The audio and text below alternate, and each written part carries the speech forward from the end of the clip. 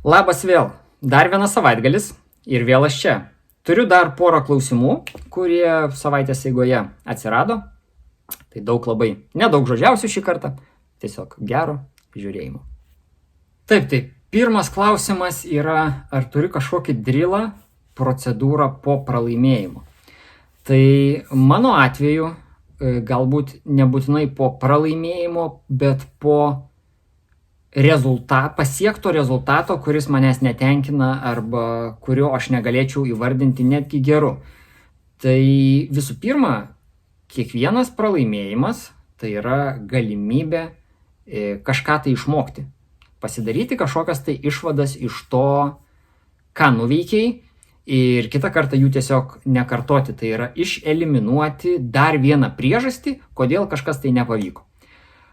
Kiekvienas laimėjimas tai yra kaip įrodymas, kad tu įgyvendinai savo planą. Tai yra, kaip aš minėjau praeitam berods epizode, varžybų visas planavimas yra dalimis. Kiekviena dalis turi savo stalčių, kiekviena turi savo vietą.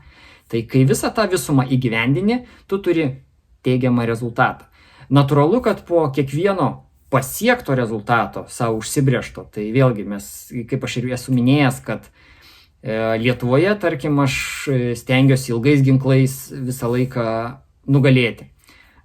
Tarkim, pistoletu dabar vėl naujas etapas, į pistoletą grįžau praeitais metais po 5 metų pertraukos, aš savo keliu šiek tiek žemesnius tikslus, tai tarkim, tegul būna top 5. Į užsienį važiuojant, vėlgi priklausomai nuo šalies, jeigu kokia Estija, Lenkija, medalis, jeigu važiuoji toliau, tarkim, kokia Čekija, top 10. Tai va, tai jeigu tu sugebi tą kiekvieną planą, jeigu tu sugebi įgyventinti savo planą varžybų metu, tai natūralu, tu įgyji kitam kartui daugiau pasitikėjimo savimi, kad aš čia padariau tą ir tą, man pavyko, reiškia, aš galbūt galiu dar daugiau ir tada tu ieškai būdų, kaip patobulėti tam, kad pasiekti dar didesnį rezultatą. Dabar kalbant apie patį klausimą, pirma mintis, kurią sugalvoju, ką esu daręs po to nepasiekto rezultato, tai yra dryfairinės. Treniravęsis tuščių ginklų, tai reiškia, tu 8 valandas praleidi šaudykloje, varžybos, grįžti namo, kažkuria prasme nusivylęs ir tiesiog atidirbinėjai dar tuščių ginklų tai, kas tau nepavyko, nežinau, ten ar dėtuvės keitimo, pernešimai tarp taikinių. Tiesiog, kadangi aš kiekvieną kartą analizuoju tai, ką aš nuveikiu, tai maždaug orientuojas, kas čia buvo, kodėl taip atsitiko ir kaip tai pataisyti. Yra labai artima tema 5 epizode, tai yra apie mano keisčiausius pralaimėjimus, aš nuorodą įkelsiu į aprašymą šito video. Ir ten iš tikrųjų nemažai pavyzdžių per visą mano karjerą, kur į kai kurios klausimus atsakai savo, kodėl atsitiko vienaip ar kitaip, aišku, pasidarai išvadas, kitur, sakykim taip, po šiai dienai skausmingos temos.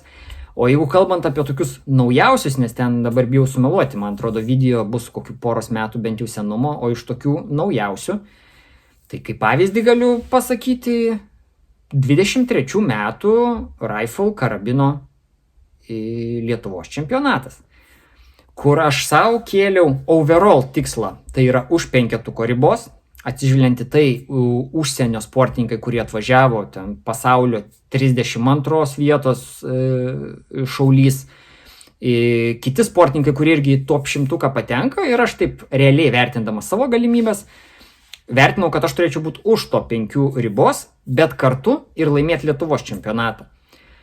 Atsitiko taip, kad po pirmos dienos aš buvau pirmas su maždaug 40 taškų persvara, ir kas mane biškį iš mano to plano, sakykime taip, į mano įsivaizdavimo, kaip viskas turėtų būti, šiek tiek išmušė.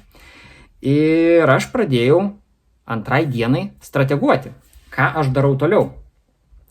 Kadangi man matematika patinka, tai yra mano žaidimo dalis, kadangi aš matematiniais paskaičiavimais esu laimėjęs ne vieną prezidentinį medalį, aš tiesiog pasidariau išvadas, kad tą 40 taškų, tai reiškia, aš nusimetu kažkiek greičio, einu tokiu saugiu režimu, renku taškus ir bandau tuos 40 taškų po truputį per tuos likusius berods 8 pratimus atidavinėti, bet galutiniam rezultate aš tikiuosi, kad varžybas aš laimėsiu.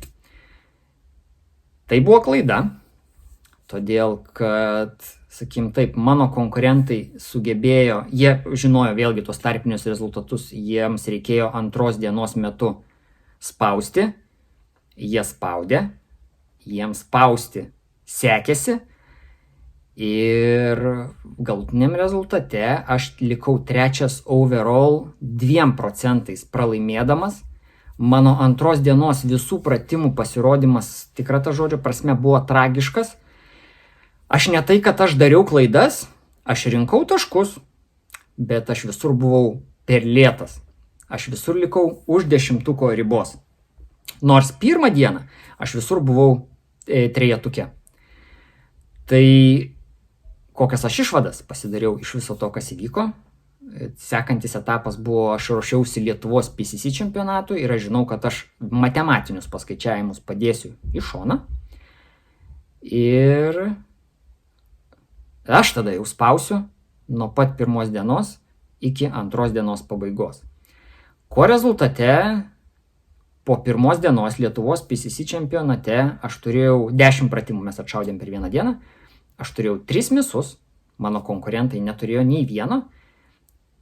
Bet aš, sakykim taip, tai turbūt buvo vienos iš tų varžybų, kur greičio prasme aš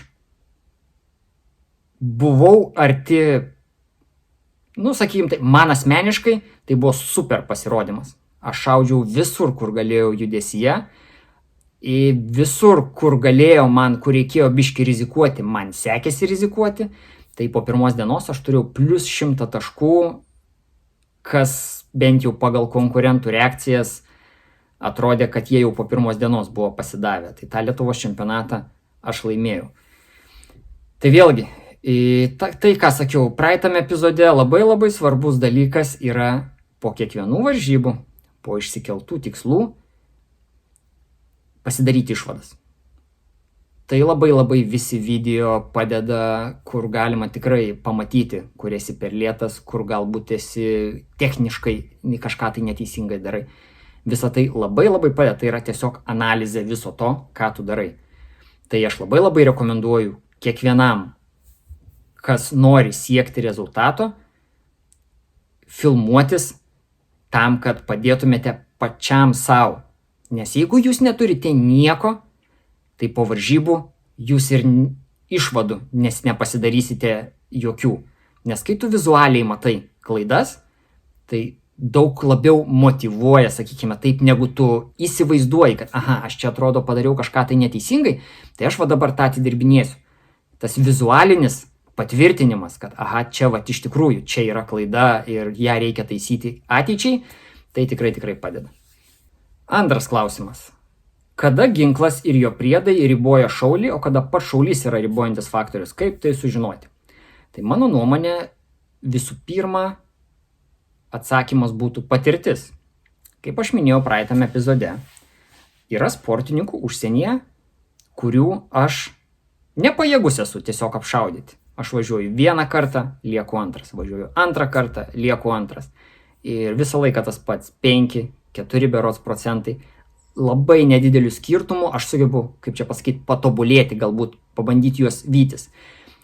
Kai tu darai vieną, antrą kartą ir visas tas nesigauna, tu darai vėlgi, kaip ir minėjau, video analizę, tu bandai ieškoti būdų iš to, ką tu nuveikiai, kur dar sutaupyti laiko. Galbūt kažkur tai pataikymai nėra visai geri, kur buvo galima dar sutaupyti. Ir vėlgi, kaip minėjau praeitą kartą, mano atveju yra sportininkų, kur objektyviai vertinant, aš šiai dienai neturiu galimybių jų apšaudyti. Jie yra tiesiog geresni sportininkai už mane. Tokiu atveju tu pradedi ieškoti techninių sprendimų. Mano atveju aš jų kol kas neieškau, nes mane tie rezultatai, kurie yra užsienyje, tenkina. Ir vėlgi, aš esu gamyklos sportininkas, Aš šaudau su tuo, ką pagamina gamykla ir ką gali parduoti gamykla. Tai reiškia, kiekvienas iš jūsų gali įsigyti tai, ką aš turiu. Tai yra vienas dalykas. Dabar kalbant apie mano kompensatorių, kurį aš irgi minėjau, kurį aš užsidėjau ant 223 karabino, tas kompensatorius buvo galbūt ne tiek pastangos kažką tai pasivyti, bet tai buvo mano praeitų metų visų treniravimo rezultatas.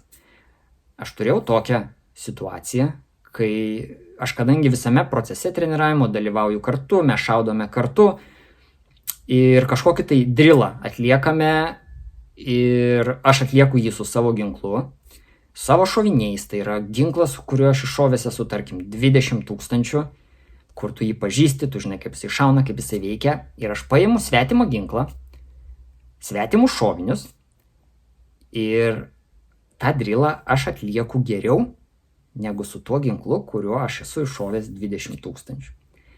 Ir man buvo toksai lengvas šokas, sakykime taip, ir aš pradėjau domėtis, ta prasme, kaip čia taip. Tai išsiaiškinom, kad viena iš tų dalių iš viso to surinkto, ten ginklas yra iš tikrųjų investuota į jį, jis yra surinktas, į dalių buvo kompensatorius, kurį man labai išgyrė, ir tada prasidėjo kitas procesas. Tai dabar vėlgi į kitą dalį, kalbant apie rėmėjus. Tai aš, norėdamas pakeisti kažką tai savo ginkle, tai yra įdėti detalę, kuri yra nepagaminta gamyklos, aš turiu savo ginklą pristatyti ginklininkui į gamyklą. Teoriškai tai yra įmanoma, techniškai tai būtų labai daug laiko ir dar kitas faktorius lošiantis, kad jie paėmė tą detalę, kurios aš noriu, įdėję į ginklą ir įvertinę, kaip jisai funkcionuoja, kaip jisai veikia, jie man gali tiesiog pasakyti ne. Ir aš tada ramia sąžinė iš Slovakijos važiuoju atgal namo, nenuveikęs nieko. Taip tariant, šitų dalykų aš nežaidžiu. Tai man teko dėl kompensatoriaus, tai taip grubiai buvo kokie 2 mėnesiai susirašinėjimo ir aiškinimo, kodėl man jo reikia, kol galutiniam rezultate pavyko man įtikinti. Išbandžiau jau beje, labai patenkintas, tai čia yra geras ženklas. Dar kartelį pasikartosiu, ką jau ir minėjau anksčiau. Tai, ką aš darau, yra marketingo dalis. Tai yra ginklas iš dėžės, tai yra ginklas, kurį gali įsigyti bet kas. Tokia yra viso to esmė. Tai nėra taip, kad aš pasiemu rėmą, susidedu viską, ką noriu, o žiūrėkite. Ne, taip dalykai neveikia ir už tokius dalykus niekas nemoka pinigų. Jeigu man tai netinka, čia vėl pratęsiant atsakymą į kitą klausimą, ar ginklas gali riboti šaulį, taip, gali, bet mano atveju, jeigu man nepatinka tai, ką aš darau, tai čia žmonių kalba kalbant, susiras kitą darbą. Vat ir viskas. Tai mano atveju aš tą darau daug metų, man svarbiausia turbūt, kad man tą gaunasi daryti ir žiūrėsim, kaip sakant, metai po metų, jau dabar su Gunpoweriu 10-metį skaičiuoju ir dar bent jau iki 25 metų pabaigos draugausim, o toliau pamatysime. Tai va tiek va šiandienai, ačiū, kad pažiūrėjot, ačiū už klausimus. Jeigu kažko tai neatsakiau, arba jeigu norite dar labiau išplėsti temą, ar kažkokią naują temą, ar klausimų turit, tiesiog į komentarus rašykite. Aš vėl turėdamas laiko, motyvacijos, prisėsiu, įrašysiu ir atsakysiu jums į klausimus. Tai dar kartą ačiū už laikus. Nepamirškit, nes man tikrai svarbu matyti, kokiam žmonių kiekiui tai yra tikrai aktualu. Ir tiek, iki kito karto. Treniruokitės ir ruoškitės varžybom. Iki.